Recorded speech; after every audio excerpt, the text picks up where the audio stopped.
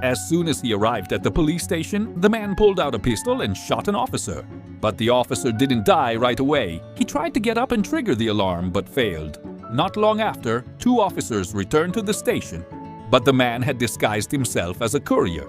He told them someone was injured.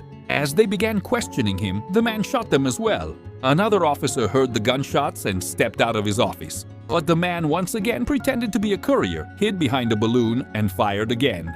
A female officer arrived, holding a pistol. But the man quickly pulled out a rifle and forced her to back off. She ran straight toward the cell protected by bulletproof glass. She damaged the lock so it couldn't be opened from the outside and began changing the code for the steel door before the glass shattered. The man fired multiple rounds at it. Eventually, the glass broke. But just as he was about to fire again, his rifle ran out of ammo. Seeing this, the female officer fired several shots and ducked through the doorway. But when she looked down, she realized she had been shot.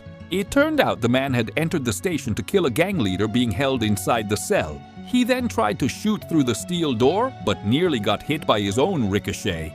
The heavy steel door forced him to find another way.